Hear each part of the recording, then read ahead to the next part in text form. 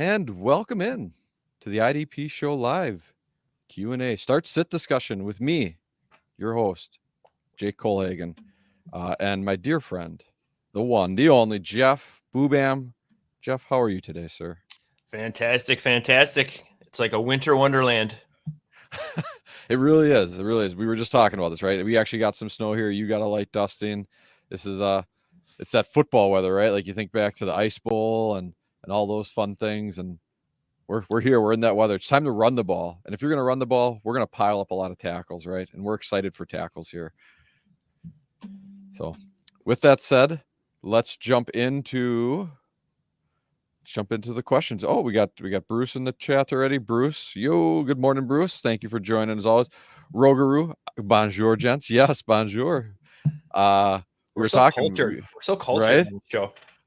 Rogaru, I think you're was this 3 for 3, 4 for 4. I don't even know what we're on now, but you've been here every morning. Always bringing some fire questions. We love it. So, all right. Well, we'll wait for you guys to fire in some questions while we do that. Jeff, we figured we'd throw around a little bit of would you rather in terms of start sit here. So I got one for you in the rankings.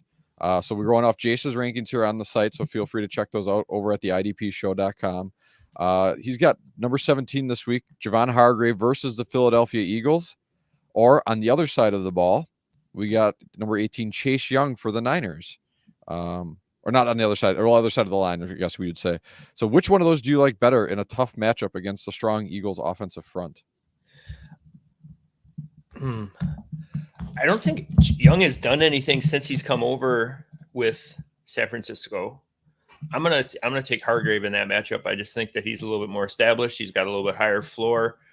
I think the prop for Young this week is a half a sack, which isn't a lot. So that tells me he's got a very low floor. Yeah. For snaps wise, he hasn't. How many? He's been 2 weeks now. He's been in. Yes, 3 weeks. This will be his 4th week. Okay. He's notched 2 sacks on 10 pressures over 3 games. It looks like he's averaging snap total 35, 48, 26. So he does have 2 sacks already in San Francisco? Per PFF, yes. Jacksonville and Tampa Bay, he notched 1 each with 4 and 5 pressures respectively. He had just 1 pressure last week against the Seahawks, which the Seahawks seemingly, just a quick side note, right? They really seem to have switched up some of their game plan, and it was really highlighted on the Thursday night game. They are looking to get the ball out fast with Geno Smith. That offensive line was generally one to target as a favorable matchup for defensive lines. I don't think it is anymore, at least in the interim. You could see Micah Parsons. They showed his pressure rate was like at 2.36 seconds or whatever. Still couldn't notch a single sack. So I mean, you really can't get in much faster than that. No. Anyways, yeah, Young Hargrave. It sounds like you were leaning Hargrave. I am just snap share too. Hargrave has played 70 and 71% of the snaps the last few weeks. He's and we know that we have to be on the field to make tackles. So yeah, I'm gonna stick with my Hargrave call. All right, I like it. Where are you at? I'm the same. It's actually I'm a little closer than you might have been just initially, but if you look at Philadelphia, how they score against those defensive positions, they tend to favor IDP scoring against the defensive tackle. So or those interior defenders. I think Hargrave just gets the nod slightly for me in that regards as well. So all right, looks like we got some questions flowing in. So let's kick it off with you folks. Thank you, Chris, for joining. Start 1, Alex Singleton, Ernest Jones, Kyle Duggar, 1.5 solo. 0.75 assists, pass deflection 3, interception 9. Any games to target based on the scoring system? I guess Jeff. I was going to call you Chris there for a second. Jeff, anyone jump off the page here for you? I really like Ernest Jones this week in his matchup. I think he's very high floor. The Rams run a lot of this like one linebacker look. So he's not the one linebacker coming off the field. That's Rosaboom's coming off the field. So Ernest Jones really jumped off to me in those 3. Yep. And I think for me, it's Jones, Singleton, Duggar. I do like Duggar a lot this week against the Chargers. I think it's a matchup where Duggar should get plenty of opportunity both down the field when he plays about half his snaps in that deep slot look. But then also enough just against, Austin Eckler and that running attack of the Chargers as well. So, but yeah, it's Ernest Jones here for me. He has, I think, one of the best scoring favorable matchups overall, just in terms of the Cleveland Browns here and what they allow to linebackers in terms of IDP scoring, and just what they allow to in tackles, right? So, I mean, I wouldn't say this is like inflated tackle scoring by any means, but it's solid. And I think Jones is someone that, he could look to probably pile up 10 combined tackles in this kind of matchup. So, Singleton's a solid one too. But yeah, Jones, Singleton, Duggar pretty easily for me. All right, then Fantasy Football 101. You got Tank. I'm assuming Tank Dell, Jamar Chase, and Brandon Cooks, who did well Thursday. I'm starting Curtis Samuel in the flex over Deontay Johnson and Puka. The Pittsburgh Steelers have the Cardinals. I'd be more just afraid that Pittsburgh's just going to control the game running the ball, so I'm okay. I think with Deontay Johnson sitting out. Puka, the Rams have the Browns. Yeah, I know Chase is a downgrade with Browning at quarterback, but I still like Chase over Puka. But I'm admittedly a huge Jamar Chase fan, so that's probably some of my bias showing through. I could see you arguing Puka over Chase, but I would leave Tank in for sure. He looks like a full go for the Texans today as well. Yeah, and I like the Curtis Samuel call. He had an awesome week last week. He had like 10 catches for 100 yards or 9 for 90 or something like that. They're going to be in a shootout today, I think, with the Dolphins. I think that's just going to kind of be a have to throw game for Sack Howell. So I love it. All right. Looks like Fantasy Football's got another one to add on here. So Cody Barton and Blankenship, good plays this week. So Washington's got Miami. It's a little less than favorable in terms of linebacker scoring, what the Dolphins allow. So maybe a slight reduction in his expectations, so you lower the ceiling. But in terms of what Cody Barton has done in the middle of that Commanders defense, I think he's still a solid play. I mean, unless you're talking really shallow leagues where you're like, I'm only starting 2 linebackers, maybe Barton's not your LB2, but I mean, anything more than that, he should be locked into basically every lineup, I think, at this point. Especially with 6 teams on the bye this week, we're already having a very depleted pool anyway to choose from. Barton came back from his injury and he played 100% of snaps last week, so he's going to get the volume. If Miami ends up getting ahead early, it could be a lot of run, and so he could just soak up some tackles as they're trying to soak the clock away. So right. And Blankenship has just been the DB1 almost all season. So he's kind of like a set it and forget it for this season. But then right away at the end of the season, don't forget to sell him because D-backs never repeat. D-backs never repeat. They really don't. It's hard to find the ones that do it. They're extremely rare. But yeah, I mean, and it's a very favorable matchup. I mean, Blankenship has proven that he can play well in terms of attacking down from that deeper safety role. I mean, the Eagles generally tend to sit in a cover 2 shell pretty heavily. But he's done well to be a solid tackler coming down and making the most out of the few opportunities he does get in some of those sweet spots. And the Niners are actually a really favorable matchups for safeties this week. It's actually funny, the Eagles Niners matchup in general on both sides is favorable for safety. So it's good for your Niners safety plays as well, your Jair Browns and Tashawn Gibsons. Obviously lowered than Blankenship because Blankenship has proven here throughout the year. But if you looking for some of those deeper plays, those would be good ones. And yes, a huge shout out here, Fantasy Football 101 for the super chat. Appreciate you for that. Then we got Jalen Thompson. It's been a stud, but I'm worried about him today. Cardinals got the Steelers. It is a less than favorable matchup. I got it as a bottom tier matchup for Cardinals safeties this week against the Steelers.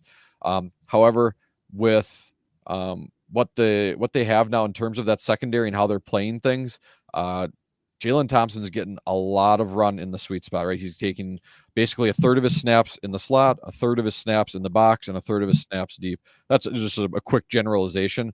But what that really boils down to is he's playing over half his snaps close to the offensive line. And obviously in IDP scoring, we love those opportunities. So I get maybe again, this is a thing where maybe you lower that expectation in terms of your lineup construction this week. But I would think that Jalen Thompson's, in that clearly set in that safety 2 range based on how they've been rolling them out here the last couple of weeks. I don't know, Jeff, where do you land on Thompson? I think he's great. Again, like we mentioned, we already have 6 teams on the bye, so we're already very depleted pool anyway. And then who would be your pivot?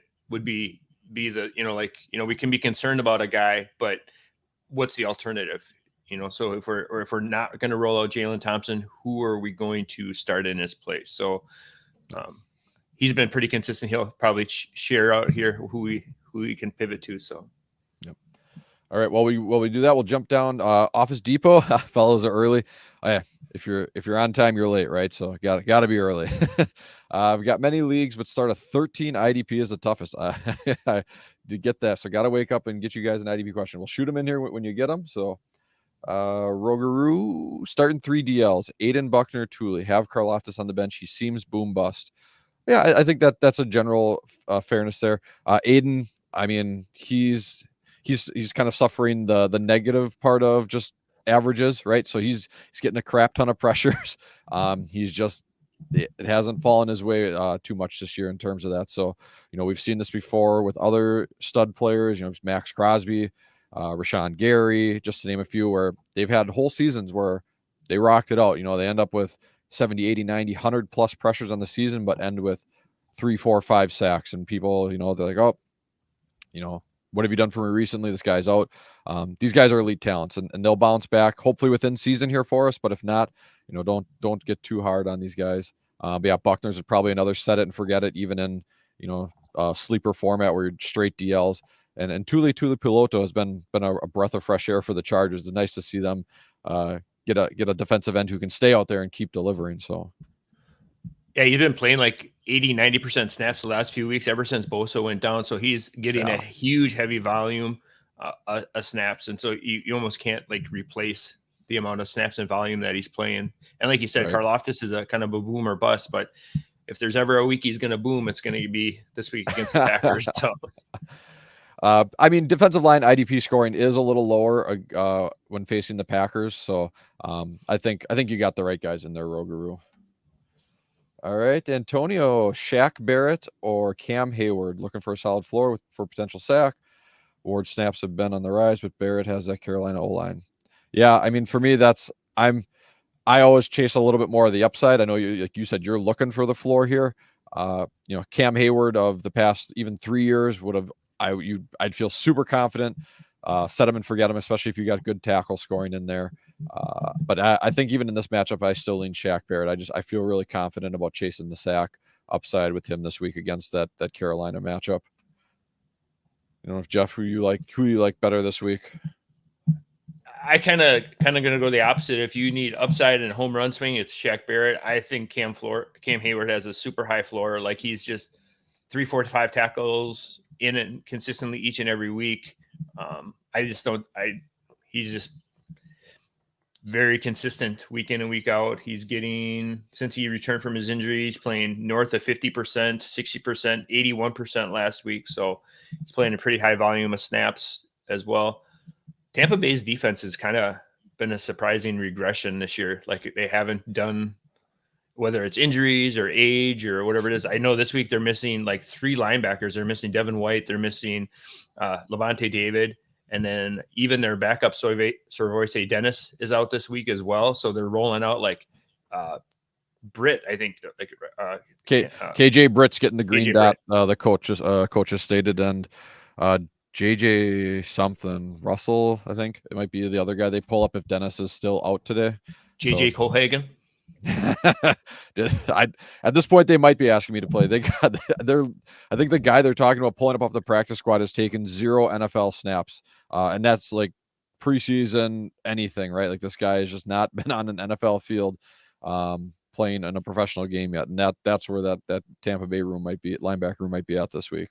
So fire up Tommy Tremble as your tight end streamer this week against a depleted Tampa Bay secondary and defense. KJ Britt Day, baby. Let's go. So hopefully it helps you out, Antonio, a little bit of both sides there. Myron, EJ Speed, or Jonathan Owens today and rest of season. That's got a Packer in your Jeff, so I gotta let you lead this off. These are always really tough just because they're 2 different positions. Owens has been outstanding the last several weeks, especially on Thanksgiving when he put up like a 40 burger almost on Detroit. I just worry about with Rudy Ford coming back, that he starts to lose some of his snaps. The Packers secondary probably is going to get a little healthier here going forward. So Owens will still be a solid option. He just won't be as elite as he has been. We flipped the coin to EJ Speed. Speed has been very consistent even before the Shaq Leonard release, but now that he's gone, he's going to be playing a ton of snaps. I just like that linebacker. I always opt for a linebacker over a defensive back anytime I can. So for today, with Packers not playing early, it's kind of hard to say if Ford is going to be back in. He was limited officially listed as questionable. So I would say probably today Owens is probably a solid play, but I think rest of the season I'm going to go with Speed. Yeah, I agree with you on Speed rest of the season. Owens is kind of dependent upon, what comes out. The Packers have been dealing with a lot of injuries in the middle of that defense, right? Quay Walker and Devondre Campbell have been seemingly unable to ever be on the field at the same exact time. Rudy Ford is another one. And while all that's been happening, Owens has done a phenomenal job stepping up in his from an IDP perspective. He's been playing a lot in the box, acting as essentially that second linebacker, third linebacker at times for Green Bay. But with the potential health returning for Quay Walker, Devondre Campbell, Rudy Ford, and I mean the Packers literally still in the playoff hunt. I believe they're the 8th seed right now. Right.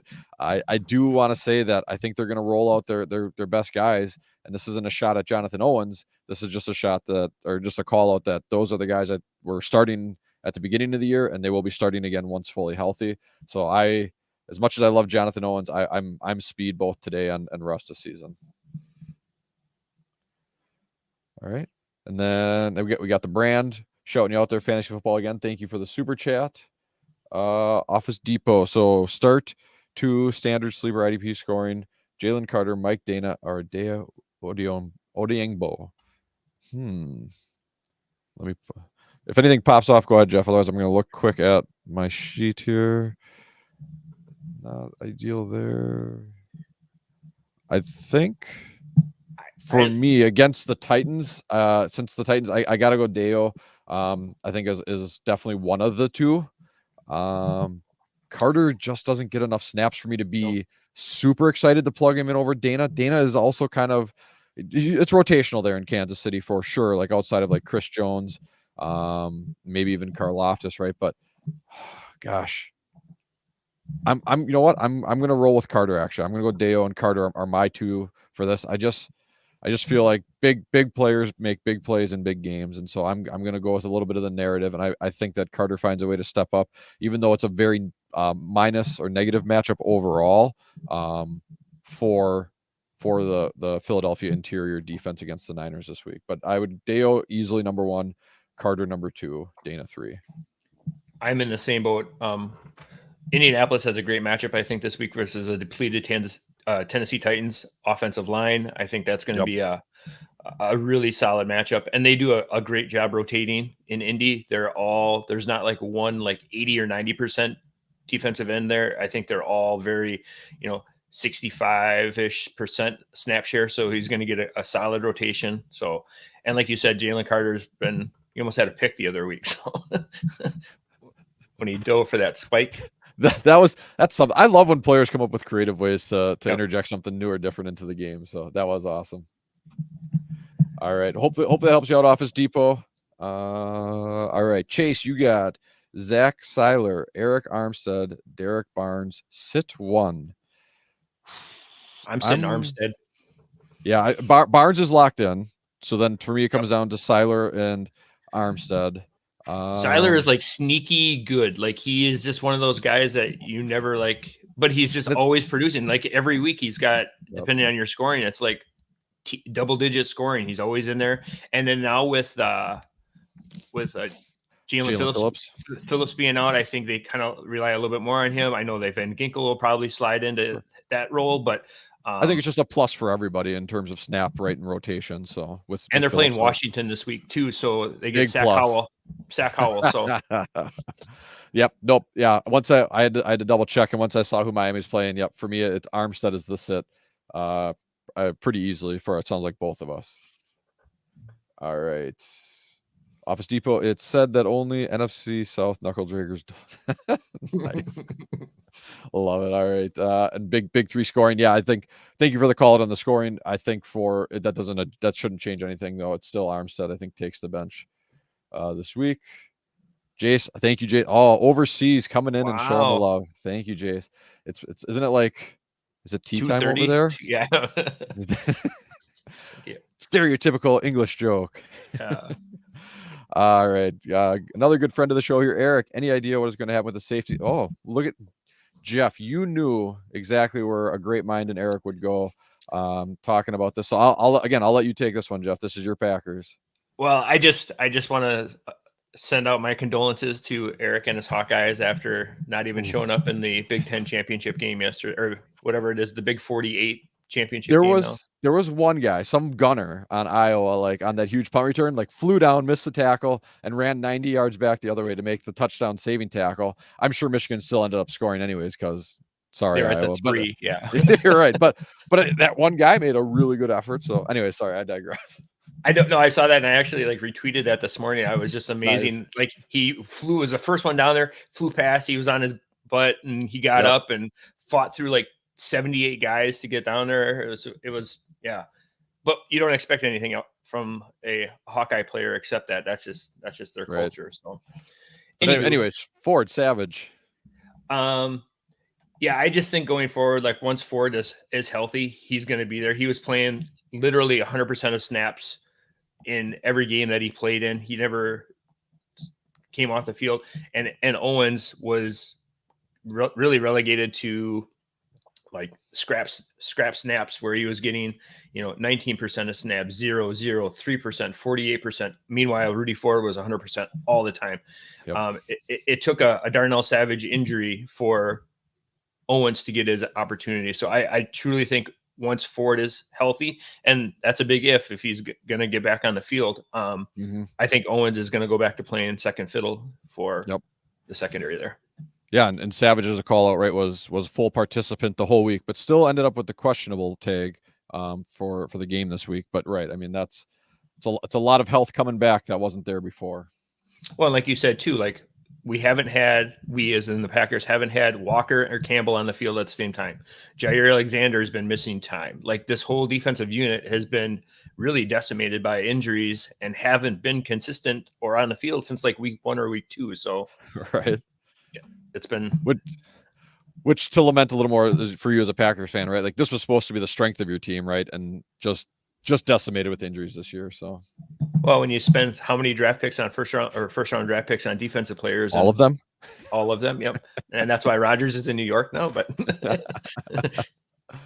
all right, we're moving on. Thank you, Eric. Broad Street Bullies. Bring this question once more: Landon Roberts or Kenneth Murray? Hey. When you got a roster set up, you got a roster set up. So I'm gonna take a look at my stuff, Jeff. I don't know, again, if something pops for you, feel free to jump in. Yeah, Pittsburgh gets the Cardinals this week, which is probably a little bit poorer matchup. The Chargers get the Patriots with Bailey Zappi. They're probably going to rely heavy on the run and stuff like that. Murray's been pretty consistent this year, so yeah. I almost kind of like Murray this week a little bit more with matchup, and Roberts kind of had a down week last week. I think he didn't really do what we were hoping he would.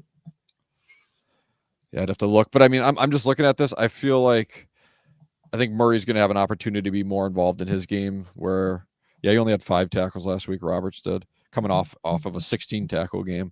Yeah, I think I lean Kenneth Murray this week, even though the matchup is IDP scoring slightly favors a Landon Roberts this week with what the Cardinals have allowed 2 linebacker scoring or produce there.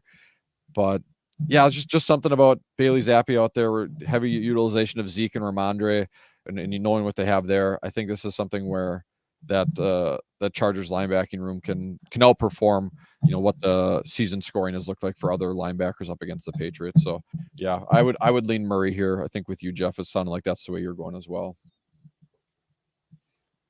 All right, another linebacker question for us: Logan Wilson of the Cincinnati Bengals or Demario Davis of the New Orleans Saints? Both have decent matchups. Like, Yep. I'm almost going to leave Logan Wilson here. I just feel that that game versus Jacksonville, I think Jacksonville will be winning. Positive game script, or I guess negative game script, depending on what side of the ball you're looking at. I just think that Jacksonville is going to end up trying to run a little bit more. Logan Wilson's been pretty studly this season. Demario Davis in his own right has been he's been beat Father Time even. So right. I feel like if this makes sense, and hopefully this helps you out, Sualo. I feel like Logan Wilson's range of outcomes, right? He's got a lower floor. And then here's Demario Davis. I think has this really strong median thing or range, but it's not going to really win you a week, but it won't, he won't hurt you. But I think Logan Wilson can reach a much higher ceiling overall, right? So if you're willing to kind of live within some of that range of outcome, or that variance of it, I think go with Logan Wilson. If you're looking to just kind of, hey, this is my LB2 or 3, and I just want to, just want something in there that's going to give me points that hit their projections, maybe a little over. I like Demario Davis. Just it's a favorable matchup in terms of linebacker production against the Detroit Lions, and I think that he easily hits his tackle floor, but he's a very inefficient tackler. And Pete Werner is out this week as well, so Zach Bond will be out there. So a little bit of variance there. Could Demario succeed more? Could Bond step up? But again, I think it's just Demario is going to be right here. He's going to give you 6 tackles, has maybe a slight chance at a sack if he gets a little bit of pass rush upside. But Logan Wilson does so much more in the passing game. It's just, the Jaguars haven't scored a lot of points against, or haven't given up a lot of points to IDP linebackers in my metrics consistently over the year. But I do agree with you, Jeff, that based on this matchup, Zach Browning, a quarterback for the Bengals, this could be a heavy dose of Dearness Johnson and Travis Etienne in the second half. And that's something where Logan Wilson can easily soak that up and raise his floor. So hopefully that kind of gives you an idea of where you want to go with that, Swallow. If not, feel free to shoot it in the chat. We'll try and get you there. Yeah, I have Jacksonville as giving up 18 and a half tackles over the last 3 games. And then whereas Cincinnati, or not Cincinnati, sorry. The Lions have been giving up 14 and a half tackles to linebackers. So it's starting to shift maybe away from the overall season then. You're right. Yeah. Yep, so. And I think that's the important thing that we start looking at. We got so much data right now too. Like we've got like a year's worth of data, whereas things that were happening in week 2, 3, and 4, maybe are like swaying the data, and we have to kind of look like more recently, like the last 3 weeks or so, sometimes just to see more current trends. People get injured and different players step up, and that changes alignment a little bit. And so kind of look at the more recent data sometimes. Yes. Nope. That's a great call, Jeff. And I appreciate that from you. Antonio says, thank you guys. You bet. Absolutely. And you got one more for us. So Josh Allen on a bye, Pickett or Minshew. I know that the Steelers looked better last week, first 400-yard game in how long? But I think I'm pretty solidly on the Minshew side. Yeah, against the Titans, they're a pass funnel defense too, historically. Not just this year, but even the past few years. So yeah, I'm very comfortably picking Minshew in that situation. I'm on board with you with the Minshew magic. Beautiful bye weeks. You're welcome, obviously, but yeah, bye weeks are always the best. Yeah. Oh, you had Phillips too, of course. So I am so sorry to hear that. Dude was making his way to the top of mainstream understanding of what he can be as an NFL defensive player, not just, in our IDP hearts here. So yeah, that's a huge bummer. Gosh, I hope he comes back strong. And I don't know if anyone watches Hard Knocks, right? So like they talked about his injury history in college, and how he quit football in college because of his injuries. And then he came back and new school. And then that's disappointing. Eric wants us to start Paulson Adebo versus Detroit, Demonor Lenore versus Philadelphia, and I'm assuming DJ Reed versus Atlanta, because we're talking corners, it looks like, in the first part. So usually like Reed, but don't like the matchup. Jeff? Lenore really stuck out at me this week. Like, I think that game script on both sides, I think it's going to be hopefully the game of the week. And if that holds true, then that means there's going to be a lot of offense, which means there's going to be a lot of defensive opportunities for guys. So I like Lenore for sure. I like Adebo for sure. Okay. And he was going to be my second just because of. And so Lenore would have been my second too. Yep. So I think Jeff and I will split hairs on who's 1 and 2, but it sounds like you pretty much had it right there, Eric. Reed is kind of the odd man out based on matchup, because Reed has played very well this year. So yeah, it's definitely not a situation where we don't like the talent. I think that in this one we just favor the matchups this week. So is it because Reed has played well, or is it because he's playing opposite of Sauce? This is true too, right? I mean, there's always that discussion, but I feel like Reed's played pretty well. Yeah. Like I feel. But it definitely helps to be the opportunity given more opportunities, yes, in targets faced. So, all right, Eric, as usual, only the defense. Oh, talking about Iowa there. Yep, and special teams. We talked about Iowa special teams. So, just like we usually do on our start set threads. Daryl, looking to start two between Chris Jones, Carl Granderson, and Javon Hargrave. Oh, we talked a little bit about Hargrave this morning. So. Jeff, I feel like you're just on fire this week, so I'm gonna keep putting you on the spot here, man. You're crushing it. So who do you like this week? Blinders. Carl Granderson jumped off right away to me of these three names. He's been playing a lot of quality snaps the last couple of weeks, very consistent scoring, and I'm gonna go Chris Jones here over Hargrave. I know we pumped up Hargrave a little bit earlier in the show, but that was with a little bit different metrics and things like that. But Chris Jones has been playing lights out since he came back after his holdout to start the season. So, and I think that Packers offensive line is gelling, getting a little healthier, but there's still some holes. And I can see this kind of being a bigger AJ Dillon game because Aaron Jones has already been ruled out. So there's going to be a lot of run, I think, in there. And Love has kind of shown a tendency to hold on to the ball a little bit too long at times. So to get sacked, so or at least get pressure. So if you're in a league that rewards for pressures too, that's a bonus. Yeah. I think Granderson has just had a phenomenal year too, from going from a kind of a role player and getting his opportunity here with the Saints. I do like the matchup there overall. I think that it's one where Granderson delivers a very solid week. I think I'm a little bit closer on the Chris Jones, Javon Hargrave. This is darn near a coin flip for me, and I think Chris Jones has the cachet, the big name. He had the 14, 15 sack season last year. You're right. He has really been turning it on, especially as of late. I feel like I'm going to say Chris Jones, but Daryl, if you really feeling something with Hargrave, I'd say ride with him because I can definitely see him having a strong week here against Philadelphia too. Maybe it's not, some sort of big splashy heavy sack week for him, but I wouldn't rule that out. And I just think that he's going to get a heavy dose of action in the middle of that defensive line this week. I Granderson for sure. I'll agree with Jeff on Jones, but like I said, I like Hargrave this week too. So I'm hard pressed to not put him in a lineup, but all three of those guys have like top 7 or 8 matchups this week for a defensive lineman. So it's an embarrassment of wealth. Wealth. This is the man teaching our youth, ladies and gentlemen. Easy. So, no, awesome. Hopefully that helps you, Daryl.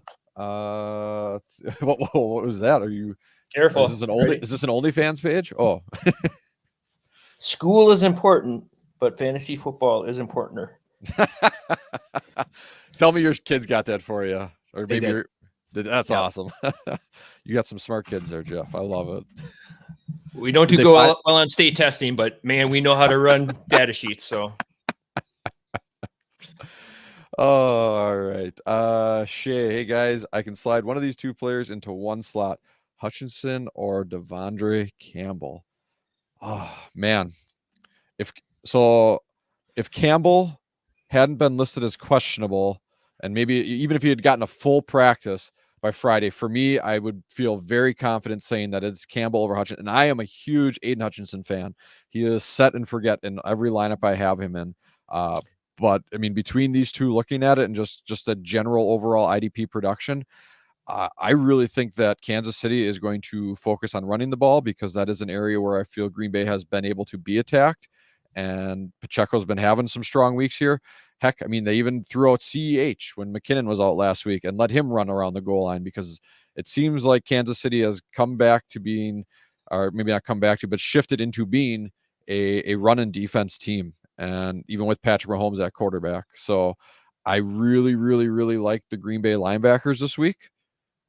So I'm going to, if and these are these both noon games? No, No, they're the Kansas State, late. they don't play until Shoot, 7. So that's that's that's right. what's the caveat I was going to mention too. It's like if you have a pivot, from Campbell. So if you have another Packer, Kansas City, or if you have a Bengal or Jacksonville guy you can pivot to, you can swing on the outside of Campbell. But Yes. not having that safety net, it makes it almost have to be Hutchinson. So I would go, Shay, if you have somebody to pivot to, have the late Monday game or the Sunday night game or the Monday night game in case Campbell doesn't play.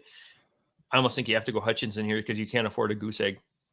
Yeah, no, you're spot on, and that's exactly where my mind was going. Right, if we can find out 90 minutes before kickoff when they do all the inactives and everything, and we feel good about this, because I'm looking, I cannot find anything about Devondre's playing status here other than the coach said he's questionable. So, if we can maybe pick up something on that beforehand, like I said, and feel confident in Campbell's playing status, we definitely want to be rolling him out there, but having Aiden Hutchinson is the person you're sliding in place of that isn't terrible. So, Shay, the only thing I can think, is if Isaiah McDuffie is available on your waivers, like to pick him up now as a safety net for Campbell. So Campbell doesn't play, then you slide McDuffie in, who's had really good, if not better stats, in the place of either him or Walker too.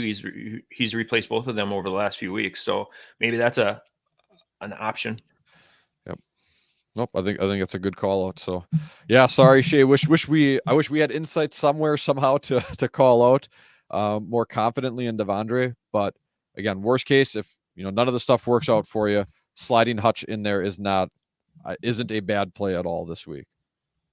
And I'm hopefully that's not my Aiden Clutchinson bias thrown in there. But Suolo, another one here. Rank for rest of season, please. We got Thibodeau, Rashawn Gary, Khalil Mack. Might drop one for some linebacker support overall. Ooh. This is a good list. You built out a good defensive line there. Rashawn really Gary has been linebackers too that are available. Yeah, Rashawn Gary's been too on fire for me. I don't think you can drop him. Like, he shouldn't even be in consideration of being dropped. And Thibodeau's been playing amazing too. He's been. Yeah, I mean, if this is Dynasty, I would not drop either Gary or Thibodeau at all. If this is redraft, I don't think I do either of those guys. So you could maybe drop Khalil Mack, but unless you really need the help at linebacker, I mean, I would keep these three. If it's Dynasty, it is Dynasty. He just popped in chat and said it is Dynasty. Awesome, thanks. Ooh. Well, if it is Dynasty, I'm avoiding David just because he's 34-ish. This is probably his swan song. Yeah. Depending on your scoring and your roster construction, like how many you start, how deep is your bench, I would almost just keep those defensive linemen. Yeah, I mean, if you're in a pinch and you need something like now for a playoff push or whatever, I think Mac's the one that I would be willing to move on from. But strongly, I mean, we're probably at a point where a lot of trading is locked or shut off. So if you can trade Mac because he's had some big splash games, obviously, I think everyone remembers when he registered whatever that was, 5-6 sacks or something in one game. You should be able to sell him for something, right? Here's a third, here's a fourth or fifth. And then you can probably scoop up. I'd probably look at Barton because he's probably the only one that's locked in. Tranquil, when Bolton comes back, I mean, I think Tranquil still sees run, but I think they find a way to split that out or balance that out, even if it's some sort of rotation. Levante David is the clear number one-ish linebacker there. I know him and Devin White kind of are 1A, 1B, but I mean, David is the consistent one out there for that defense, I think. But he's dealing with a groin injury. He's 34 years old.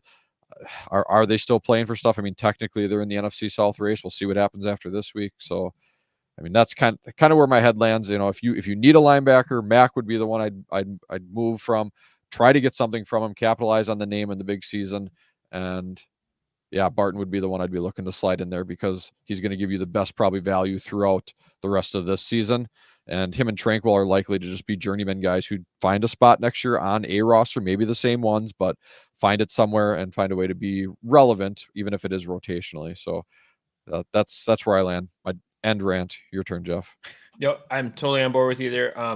Mac has been like just nuclear the last 4 games too. So if you have an opportunity to sell, now would probably be your window to do so. He's he's 6 sacks in the last 4 games. He's racked up 19 tackles. So I mean, it's just your sell high window is here if you're looking to move on, especially if you need to pick up a linebacker going forward. Yep. All right. Daryl, thanks, guys. Love it. Thank you. You're welcome, Daryl. Thank you for jumping in and chatting with us as always, Shay. Totally appreciate you guys. Thank you. Well, likewise, Shay. Always love having you guys come in. Friend asked, Isaiah McDuffie, I'm assuming that's JT Woods of the Chargers and EJ Speed. Is that Woods of the Cardinals? Oh, Josh Woods. You're right. Wow. These are other linebackers. Good call. I don't know why I went there. So speed, it like just immediately speed for me. I don't feel like there's McDuffie can do something, but he, even when one was out between Walker and Campbell, I feel like McDuffie was still like a 70% guy, right? So to me that's pretty easily speed, and Josh Woods is nothing special to me. Not that speed is either, but speed's just done enough consistently in the opportunities he's been given that I feel much the most confident in him in a lineup this week. The one thing about Josh Woods though too is that Kaiser White's gone, so he's playing 100% of snaps in his absence. So the volume is there. He's probably the guy, the linebacker there. Whereas EJ Speed has Zaire Franklin, so he's gonna steal a little bit of thunder. So if you need safe points, I would go Speed. But if you need a home run, maybe Woods is your guy. Arizona gets Cincinnati this week. Is that where Arizona gets? No, they got Atlanta. No, Pittsburgh. So that could be a heavy run volume. That could be a lot of run, between Najee and Jalen Warren. So yep. I'm gonna go Woods. I'm gonna go Woods, Speed, McDuffie, just because we don't know with Devondre Campbell if he's gonna play, and if Walker plays, McDuffie's gonna see 0 snaps, and so right. Yeah, I mean, even if one of them's out, if McDuffie's the LB2 this week, I like Woods and Speed still better. So I mean, I think we both agree McDuffie's on the outside looking in of these other two. You like Woods, I like Speed. I don't think that you can go wrong there. It's EJ's got a Tennessee matchup where they're probably, I guess the question is, right, is can that offense sustain any drives to make it viable? So maybe Woods is the right play, but I'll stand by my gut here and run with Speed. So, all right, and then just some clarifications. It was Dynasty, we got that. So thank you. And then Josh Woods, not JT Woods, because who cares about backup Chargers safeties? All right, that takes us through all the questions we got live in the chat now. Jeff, anything this week standing out to you? Anything you want to call out or? Yeah, I'm a huge PJ Locke fan this week. For Denver, after taking over for Kareem Headhunter Jackson. He's played 100% of snaps last week. He had a massive 20-point week with 7 tackles and a pick. I think that another great matchup for him this week. He's going to get a chance to go against Houston, who's got their offense is just clicking right now. So I see that as a really nice high floor for him again this week. And Denver's defense has been playing much better as of late too. So I just like Locke as a really low end DB. Like he's probably available on 90% of leagues waiver wires right now. And especially with 6 teams on a bye, there's a lot worse options out there, I think. So yeah, that's a great call. Speaking of defensive backs, I like going forward here. Jordan Battle's an interesting one too, right? So, there in some injuries there. I think it was to Nick Scott, and what really stood out to me when looking at some stuff this week was I really liked how once they had a full week of game planning with Jordan Battle as a starter, and this is a 1-game sample, so obviously grain of salt, fully intact here, but he definitely played a much more heavy box roll type of setup, right? Like he was the guy playing closer to the line of scrimmage. Dax Hill still getting slot defender opportunities and limited opportunities inside the box, but primarily playing that deeper safety, that free safety type role. Battle, when they, like I said, when Cincinnati defense had a week to plug him into their scheme or their plan, they started planning to have him more in the box. And I think that's kind of what we can expect. He's got a matchup on Monday night against the Jaguars. That's a strong offense so far this year too. I think this is just a really good week for Battle, and just an overall interesting, asset you can consider here rest of the season, and as well as potentially in Dynasty, right? Like this might be a guy who people don't fully value yet, or maybe he's still out there on your waiver wires, and he could very easily be the starting safety in that Bengals defense, from now into the future, until they decide to move on, obviously, because pieces get swapped out at times. But I think he's pretty well looking at locking himself in as that DB2 here this season, and potentially moving forward.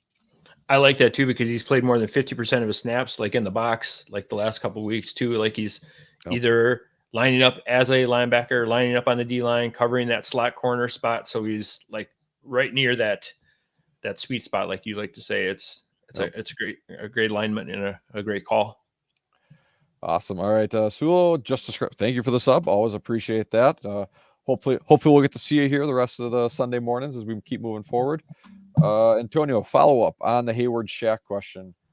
Can also wait until 4 and choose from Barrett, Chris Jones, and Hargrave. He has Mac at 1, so you'd have an understanding kind of how the scores break down.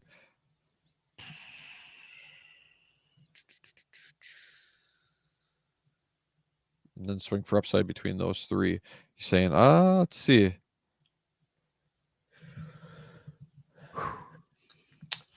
I think we go back to if we need upside, I think Barrett's your guy. Or if you just need safe points, maybe I would lean more towards Hayward. But I know you feel Shaq Barrett's a pretty high floor too. Yeah. Yeah, I'm gonna stick with my original call. I just like the Panthers matchup overall this week, and then, I guess just to make sure then, Chris Jones and Hargrave. Wait, so then we'd be able to take out Barrett and put in Chris Jones or Javon Hargrave? Maybe I'm not understanding the question. You're a teacher, Jeff. Help me out here. How am I how am I understanding this? I think he has Hayward and Barrett rostered. Yep. He is playing against Mac, so he can play one of those guys, or maybe pick up Chris Jones or Hargrave to play if he needs more firepower.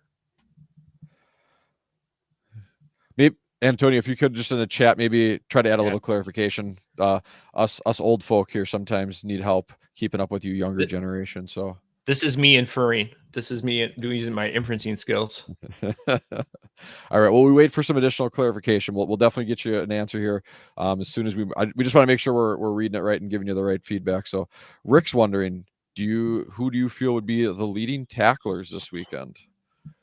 Ooh, I gotta take a deeper look here quick. Is there someone that stands out in terms of a really favorable matchup and just overall production for you, Jeff? Nothing's coming to top of mind for me. I really like Ernest Jones this week against Cleveland, especially when they're starting.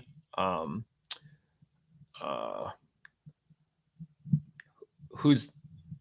starting Flacco.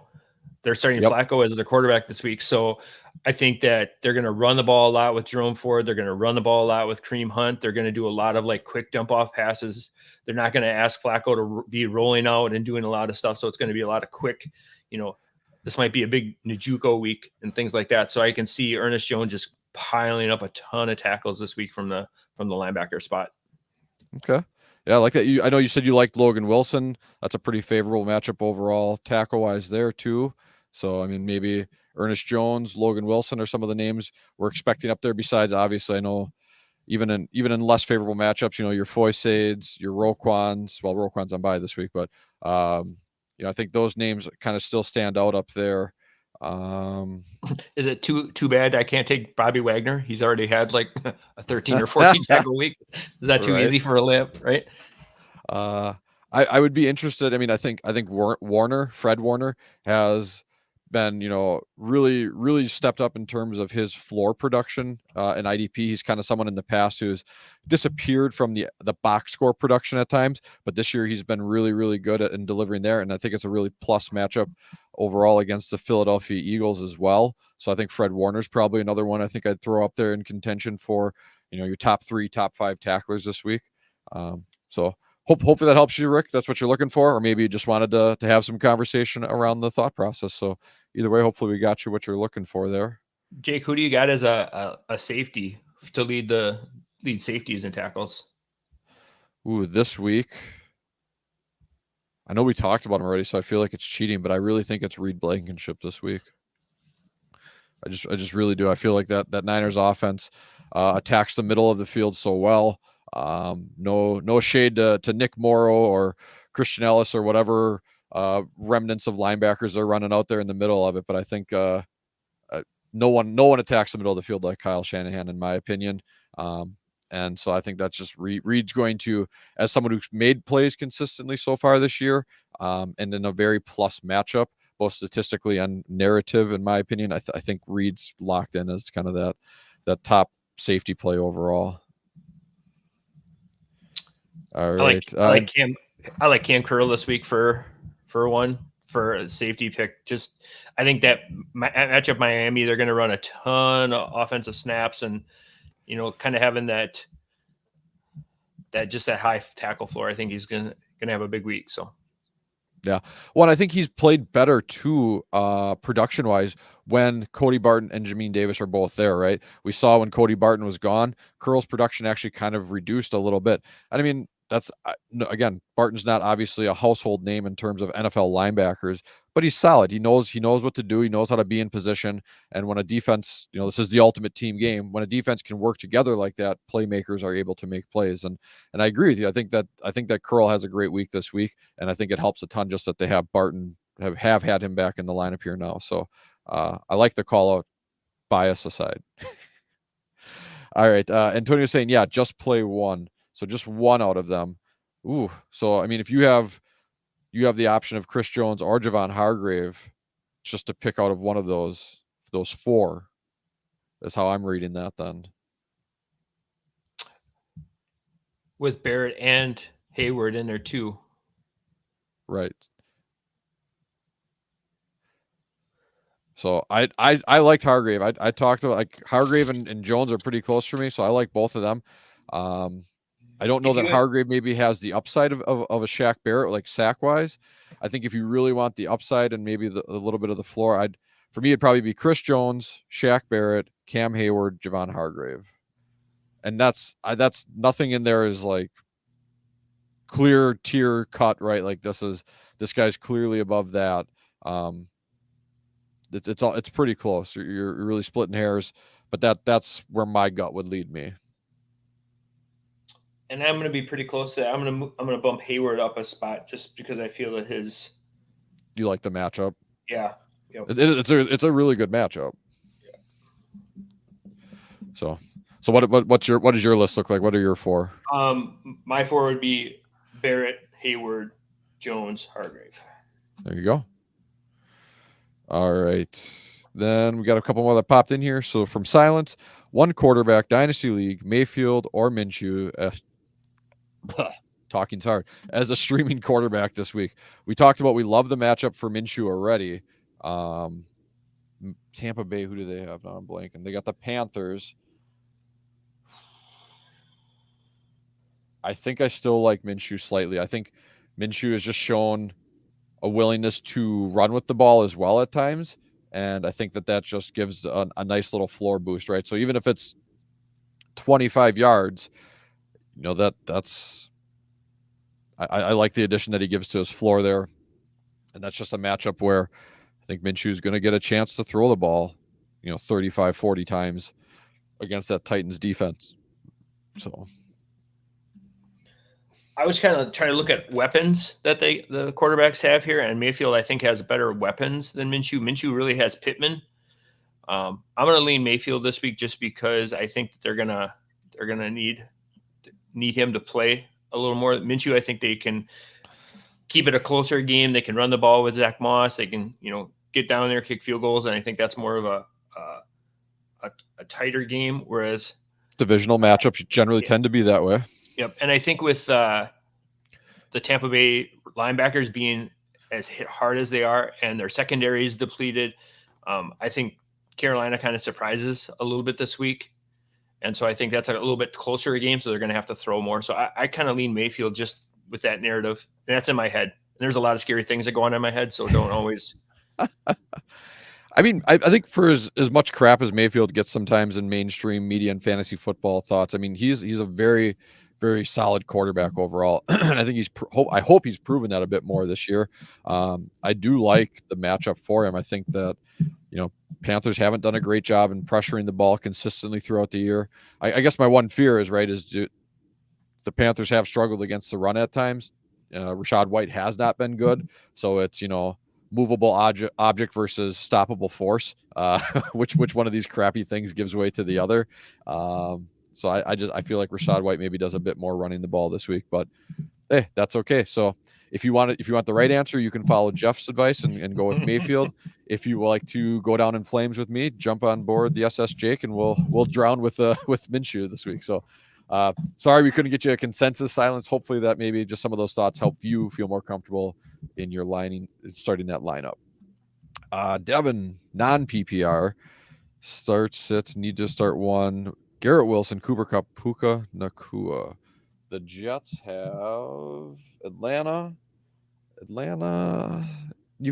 Their defense has been better than expected. You can throw on them though. Arnold Ebiketie, I saw some stuff on him. He's really come along here in the last few weeks. Obviously, they have Grady Jarrett and Calais Campbell. That's really, I feel like, where you can attack the New York Jets offense is in the interior of that line. Garrett Wilson's they've just been peppering him with the ball though. Like, I mean, open, not open, not even to him, but in his general vicinity, they're just throwing the ball at him because that's really all they got. Besides dumping it off to Breece Hall. Cooper Kupp's injuries, they do startle me at this point, to the point where when you have other viable options, I'm going to fade away. It's Wilson, Nacua, Kupp for me. Same. That Cleveland defense, that secondary especially is pretty outstanding. And so with Kupp's injuries, and they can maybe one-on-one him, they can bracket coverage Puka. And I just, like you said, the Jets have been peppering Garrett Wilson regardless of who's quarterbacking. Even, Tim Boyle knows what to do. So, I mean, he doesn't know what to do, but he just throws it in that general. He knows what to do. He doesn't know how to do it. That's what it is. Yeah. Oh man. All right. Devin was helping us out before when we were stuck on Flacco. Thank you. Yep. Just play one. Rick, you're welcome. Happy. I love the conversation. There's a great question too, Rick. Right? It's something we get so into the just this or that. So it's kind of fun to have some thought processes around some other things. Toby, Lock, Battle, Blackman, or Ward. Need to play two of them. Well, I know we like Lock, right? We like Lock. Is Lock a lock in this decision? Oof. See what I did there? This is a tough one just because there's Lock is going to play a lot. We already said our love for Battle. Yep. Blackman is going to be a tough sit. He's got Tennessee. I think that's a very good matchup for him. Ward is playing the Eagles, which is going to be, I think, a pretty high floor for him. He's been playing really outstanding. His tackle floor is pretty high. Right now, I'm leaning towards Lock and Blackman. So I like Blackman as well. I'm going to lean Battle though in this case. So we're each picking our guys that we just happen to we just both happen to bring them up as discussions for IDP safeties, defensive backs we like. So I think we are both pointed in at Blackman for you, Toby. So I think that's the one you want to get in there for sure. For me, I do agree as a Houston fan that Houston's offense has been going well. I wonder how much they get downfield, specifically to Lock. And the challenge is it's not that Lock isn't great or isn't doing things down there. He's also has Justin Simmons to contend with. Denver's defense generally tends to split their safeties, right? They don't they're not box and deep. They generally just play two back safeties or cover two type safeties, and they split the back end of that defense left and right. So it kind of falls a little bit more to chance, in my opinion, at times, but I agree with Jeff completely that Lock's a solid play. I just happen to like Battle a little bit better this week against the Jaguars. All right. B. Blair, Aloy Gilman, or Justin Reed? Reed's playing your Packers, so anytime the Green Bay is involved, I just feel like I'm going to default to you, Jeff. Well, the Packers just throw the ball a lot, and so there'll be plenty of opportunities for Reed. I've just been a big fan of Gilman lately. The last couple of weeks, he's been playing really well. He's Really backed has. up, not only just scoring like well, but he's very efficient too. So he's not just like making fluky plays. His tackle floor has been pretty solid over the last few weeks. So the only thing that I hesitate with Gilman is if they're playing the Patriots. Right? Is that their matchup this week?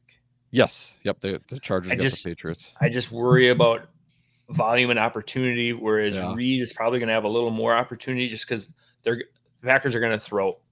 Yep. No, that's my biggest fear is, can the Patriots offense sustain enough drives with Bailey Zappi? Malik Cunningham was activated, so they got a package of plays for him, right?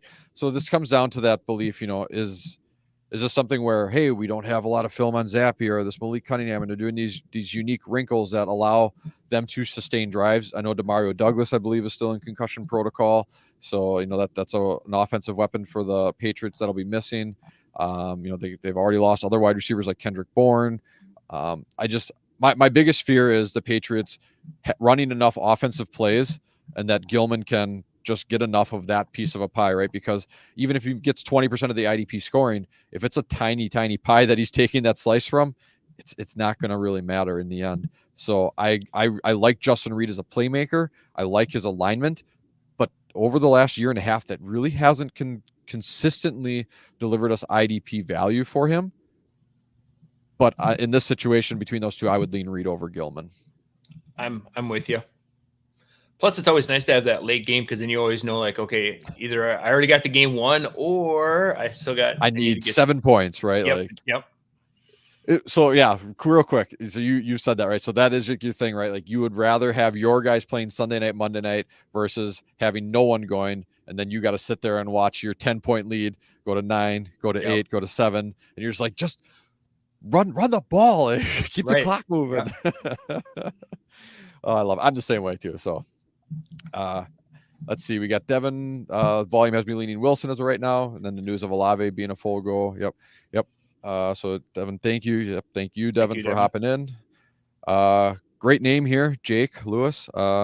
Bench one, Bijan, Mostert, or Monty. Ooh, that's a tough one.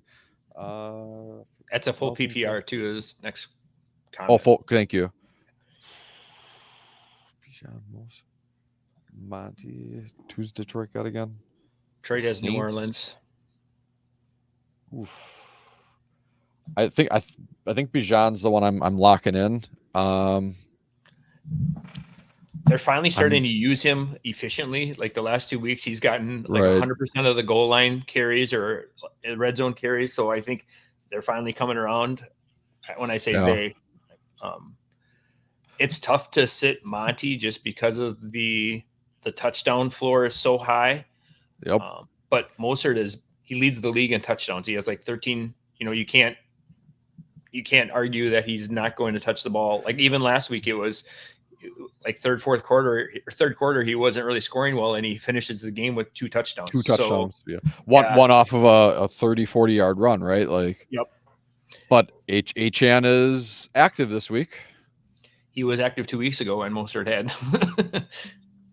I'm having a hard time sitting Mostert just because of the volume that he's getting in the floor. Yeah. Yep. So I as you were talking, right, I'm the ball's bouncing back and forth in my head, and it's Mostert by the finest of margins.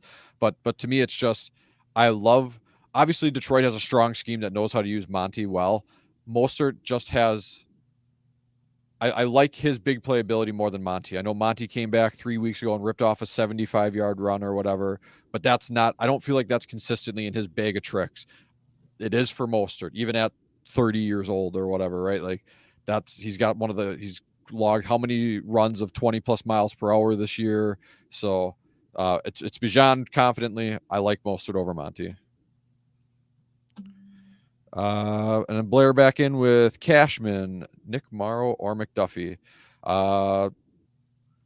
or Pratt. For me, it's between Cashman and Morrow. Yep. Morrow gets competition this week with Perryman coming back off suspension, so I think his amazing run of like 10 plus tackle games is going to kind of come back down to reality a little bit. Morrow Yep. is going to be the only linebacker for Philly this week, really, because Cunningham is out. They haven't signed Shaq Leonard yet. He's going to wait until after the game to sign with Philadelphia or increases value. Look how much you guys need me. Yeah, you need me. So I'm leaning Morrow just because he's. I mean, like last year for the Bears, he played every single snap. He was near the top in the end of season scoring for tackles. Philadelphia has no one else right now at linebacker. That defensive line is going to keep him very clean to keep raking them tackles. So Morrow for me pretty easily. Yep. Yeah, I like. For me, it's Morrow, and then it's splitting hairs between Cashman, Pratt, and then McDuffie's clearly fourth on that list. I'm gonna go Cashman. Yeah, I'm gonna go Morrow, Cashman, Pratt, McDuffie. Richie Grant or Landman, Nate. Nate's his utilization's been shifting a bit over the past few weeks, so that's interesting because that's definitely not one that I saw coming. But he got Richie dinged Grant up a little bit last game too. Yeah. Yeah. Sorry, go ahead. I cut you off there, sir. No, that's right. Landman's got dinged up a little bit last week too, and they kind of shifted him out. He was still wearing the green dot, so it's kind of hard to. So he's clearly still playing the snaps and the volume, but like you said, they've kind of shifted a little bit with him and Caden Ellis. Yep. Yeah, but Richie Grant's seen some of that too, right? Like I think last week was one of the first weeks where he saw his snap share kind of get down around like 75-80%, which is the first we've seen that in a while for him. And so that gives me a little concern there. Atlanta has playing the Jets. Here. I don't think the secondary is going to get. Yeah, I think Landman. No, that's Landman. Yep. All right. I think pretty easy when we landed there. Toby, also, would you play Jack Campbell or EJ Speed over Caden Ellis or Ernest Jones looking for upside? I love the talent of Campbell. He just, I still don't even know who's leading that linebacker room this week, if it's Barnes or Campbell. I haven't fully seen that yet. I think it's going to be Barnes. And so for that, I'm not taking him out. I mean, Ernest Jones is a lock. We both agree on that. I still like the matchup too for Caden Ellis this week against the Jets. I think they're gonna try to run with Breece Hall and Dalvin Cook. They're gonna be unsuccessful. That offensive line has struggled to really open up running lanes. Ellis has started to see a little bit more success pass rush wise. So I think you're locked in still. Ellis and Jones. Speed gets into the conversation a bit for me. Campbell, like I said, I love the talent. I could see it, but no, I in my mind, I can't see either of those two supplanting the other two. I think the big thing here, like if you're looking for upside, it sounds like you are in a must, almost like a must win, where we can gamble on Campbell just because, with Anzalone being out, not really sure. Gamble on Campbell. Put that on a bumper sticker. Yeah. But like you said, Jake, with the Ellis playing the Jets, I think that's, dumps off to Breece Hall, Breece Hall will run into the line like 7 times and get tackled. And I think Ellis started last week against the Saints on the first 2 drives with back-to-back, or each drive tackle for loss, right? I mean, he's making more plays at and behind the line of scrimmage consistently these past few weeks. So maybe it was just matchups, maybe it's variance, I don't know. But Ellis is trending in the right where Campbell is just. I'm not out on him as a asset. I just too many question marks. Yep. And the other thing with Ellis too is like last year he came from Atlanta, or he came from New Orleans because of like all the sacks that he was producing. And this week he gets the Jets, and Boyle has been like, if it wasn't for Sack Howell in Washington, Boyle would be one of the most heavily sacked quarterbacks in the league. So I think that that kind of adds to that upside that you're probably looking for. And Ernest Jones is just, like we said, he's just going to have an amazing. Well, his upside is big this week, right? We think he could be the top tackler of the week. So yeah, I mean, in the last 3 games, Caden Ellis has 23 pass rush attempts, right? 7 times each game, and he's got 5 pressures and a sack out of that in that same time frame. So to me, I think I just don't see that from Campbell or Speed. So to me, he's got a better floor and he's got a better upside. So All right. Chris, Morrow, Ernest Jones, or Barton. Just I'm gonna go off the top of the dome based on what we've talked about this week or today already. Jones, Morrow, Barton, I think is pretty much how we see this, and I mean that's my thought, and I think that's your thought. Yeah, and the gap between Ernest Jones and Morrow isn't as great as I think the gap between Ernest Jones or Morrow and Barton is. I think Morrow's Yep. going to easily be a top 10 play this week, top 12 linebacker this week. Barton's probably sitting more back end LB2, and we love Ernest Jones this week as probably top 3 option at the linebacker position. So, yep. All right, Blair, just calling to thanks as always. Thank you guys. Always appreciate the appreciation, but yeah, this is nothing without you guys. You guys do awesome coming in here with great thoughts and great questions. Hannah, Carl Granderson, or Andrew Van Ginkel. This is a good one. If we look at what Van Ginkel did weeks 2 through 5 when Phillips was out, he had like 17 tackles and 4 sacks. And now, unfortunately, with Phillips being out again, he is probably going to slide back into that role. I think that his matchup's pretty decent too, is it not? Miami versus the Commanders. Yeah, we already said that Granderson would be a safe tackle option, but I think if you need a big league upside winner, I think Van Ginkel's my guy. Yeah, and that's why I started laughing, because I'm looking at that and I saw Washington on the other side for Van Ginkel. They don't seem to have made massive shifts in how they're running that offense just yet. So and there's just enough talent on that Miami defense overall, right? Jalen Ramsey coming back has been a huge addition to the back end of that. Javon Holland, like that secondary is tough. And Peter Kohu, yeah, yep. So who would have thought week 1 we're saying this, but I like Van Ginkel this week over Granderson.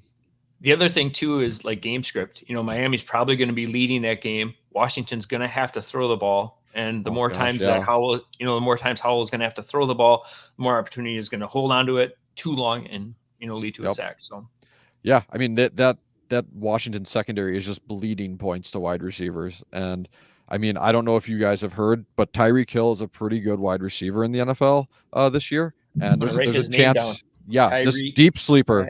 Tyreek. For all you guys looking for, yep, that's Tyreek. Is that Hill with 2 L's or? Correct. Yep. Gotcha. So he's probably on most of your waivers. You should be looking right now. Sorry, Hannah. Hopefully that helps you, Hannah. That's why we do IDP. Who's this Mahomes guy everyone keeps talking about? Patricia Mahomes. Yes. Right. I shouldn't have said Mahomes. You guys got them tonight. All right. Frosty, 3 IDP league, currently starting Reed and Morrill. Maybe a Philly fan here. Should I start Barton, Tranquil, or Kenneth Murray or Quincy as a third over the other 2? Tackles are the priority. Ooh, Quincy's kind of come down a bit tackle wise. We like Kenneth Murray this week. Barton's a strong play against the Dolphins. I'm just trying to think. Tranquil's done a little bit in pass rush upside, but he said tackles are the priority. I kind of like who he has. If that's Reed Blankenship or which Reed? It's got to be right. Or DJ Reed. Who else would there be? Those are the only 2 that are coming to mind. Just because he had the last names of everybody else. Oh, but then that was my question. I didn't know which Reed. So Frosty, if you're still in there, you want to give us just a little clarification on which Reed we're looking at there? I think everyone else we got figured out. But you said Quincy, because Quincy Williams. So Quincy first Williams, name there. So could be Justin Reed. That's REID technically, but I mean, could misspell it. Yeah. So maybe he's one of my former students. Frosty, hit us with just some clarification there so we make sure we get you the right guy.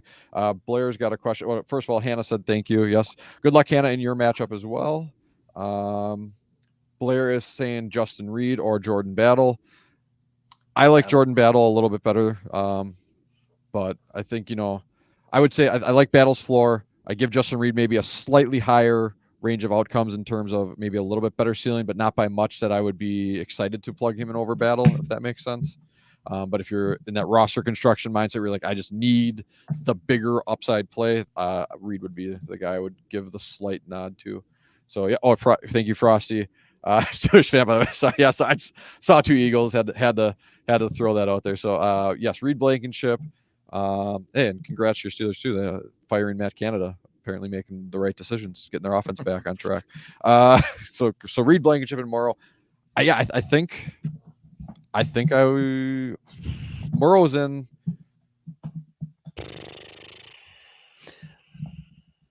I know sometimes you handcuff yourself by starting two defensive players from the same team, but I think in this case, I think it's the way to go. Just the volume that matchup against San Francisco, they're gonna. I mean, you got Kittle, Ayuk, you've got Debo, you got Christian McCaffrey. You just have so many offensive weapons that can get to that second and third level of the defense that are going to provide opportunity. So I really, really like those plays.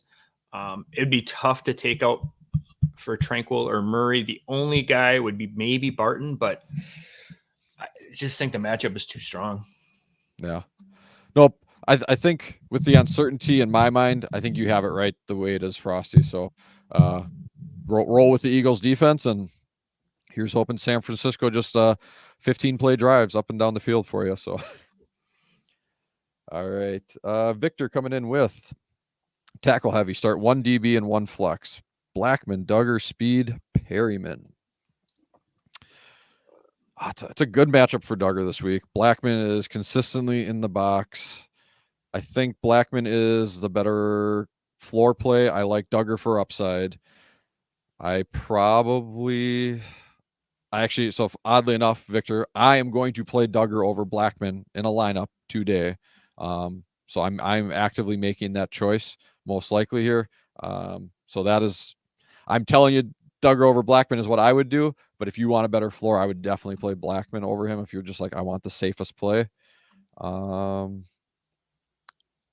I think I'd go Speed over Perryman just because that linebacker room in Houston, too many times we think we've figured it out, and then all of a sudden they come in, and now Perryman's the guy that's leading the linebacker room in snaps, or it's Cashman, or To'u's the second guy. Nope, now Christian Harris is the second guy, and I know there's been injuries and things that happen, and those variables play into it, but the fact that I feel like I haven't been able to pin that down even as a Houston Texans fan. Just leaves me too unconfident as we're trying to make playoff pushes here. So,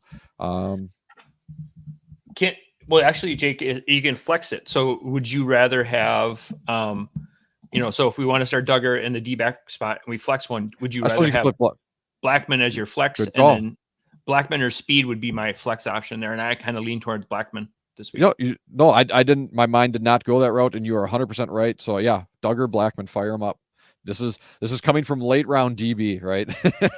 I'm a guy who's looking for value there. But yeah, that's a great call. I agree with you. Duggar, Blackman, I think are the right plays. All right, Chris Fitzpatrick, Minka finally back in the lineup here as the Steelers get the Arizona Cardinals, and Mr. 99-yard Hail Mary interception return himself, Javon Holland. Who do they got? The Commanders, right? Commanders. I like Holland slightly in this matchup just because Fitzpatrick coming off of a hamstring that long. I think they were truly trying to get him right. Fitzpatrick is a guy who we've seen just pile up tackles behind weak linebackers and in years past. So I can totally understand why we'd feel confident about Minka. I just really like that Javon Holland's been out there and doing it consistently this entire season. I just have some hesitation with Fitzpatrick coming out there and being a stud week one off of a long hamstring injury sitting out. So Holland pretty easily in my mind over Fitzpatrick.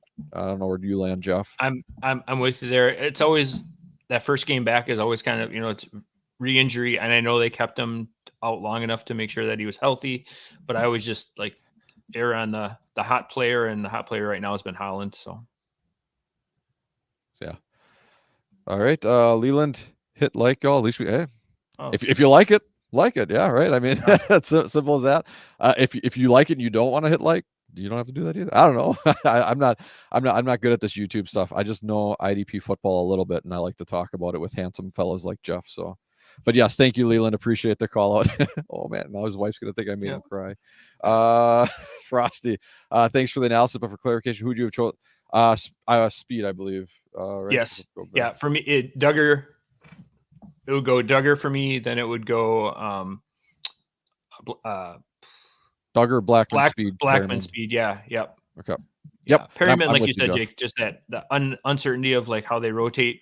Could be Cashman's week. It could be 2 a week. Could be a Perryman week. You know, it even when they were all healthy, it was mind bending to figure out who was the guy there. So. Yep. So okay. So hope that helps you out, Victor. All right. And then we got through that one. So that was up. No, not Victor. Frosty was asking for the. Oh wait, no. Did I get? No, we were looking at the wrong one. That was Victor's question. Frosty, I'm so sorry. Oh, so who was the third one out of this one? Oh. So we liked Reed Morrow. So sorry about that, Frosty. Yep. Getting Barton all turned for me. Yeah, yep. You like Barton. I don't know why. I like Tranquil this week a little bit. It's more gut, but Barton would be right after that. So for me, to kind of split it between us, I'd say let's just say Barton. I think is the third play after Reed and Morrow. It's hard not to like Tranquil, but I just think that Packers offense is going to be more pass heavy than it will be run heavy. We haven't reached, December or January yet for AJ Dillon to go full AJ Dillon mode. Without having Aaron Jones in there this week, I just think they're going to be much more pass heavy. Try to get the ball out quick, so that way that defensive line can't do what they do, and so. Yeah, I'm with you. I think it's just the pass rush upside that Tranquil has shown at times. I know that Spags likes to find ways to bring in different defenders, and I think that's just kind of where my gut goes. But I mean, like I said, Barton is clearly the fourth one on that list for me, and it's not that 3 to 4 is a huge gap between Tranquil and Barton for me. So like with you feeling Barton strongly at 3, like I said, I think I can split the difference with you and land on Barton there as the third option overall. So, all right. Well, that runs us through everything we got in the chat. So I think we're going to wrap up for this week. We went a little longer than we usually do, but we had questions flowing and you guys brought some good ones, some good discussions, some great thoughts. Appreciate it as always, but you guys are great for bringing that in. But I got to say, Jeff, I super, super appreciate you joining me again here. Jeff, I think you're going to be with me. We're going to run this thing through the rest of the year, right? You and me through week 17, hopefully. Yep. Awesome. And then just so like kind of looking ahead, Jake, we got like next week obviously is week 14. So that's kind of right before probably last week of regular season for most leagues. Then we get into those really important matchups, like week 15, 16, and 17. We also kind of run into the holidays there a little bit. So do you have any plans as far as when we're going to run the start sit show and stuff like that? Yep, that's a good call. Yep, that's right. We did talk about that earlier this week. So the start I almost said it.